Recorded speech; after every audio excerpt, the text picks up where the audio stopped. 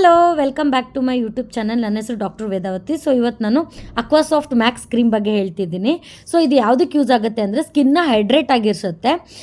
Up to long lasting ಅಂದರೆ up to 72 hours ತನಕ hydration ಕೊಡುತ್ತೆ ಸ್ಕಿನ್ಗೆ.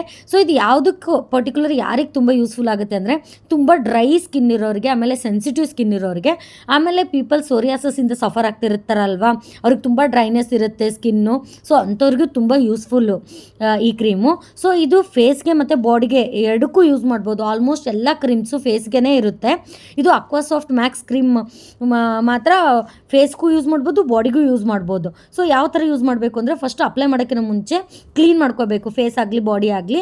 ಅದಾದಮೇಲೆ ಟವಲ್ನಿಂದ ಡ್ರೈ ಮಾಡಾದಮೇಲೆ ಇಮಿಡಿಯೇಟ್ ಹಚ್ಕೋಬೇಕು. 2 ಟೈಮ್ಸ್ ಡೈಲಿ, ಫುಲ್ ತುಂಬ ಡ್ರೈನೆಸ್ ಇದ್ದವರು 2 ಟೈಮ್ಸ್ ಡೈಲಿ ಹಚ್ಕೊಂಡ್ರೆ ಸಾಕು, morning and night.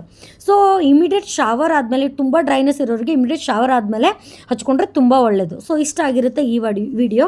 Thank you.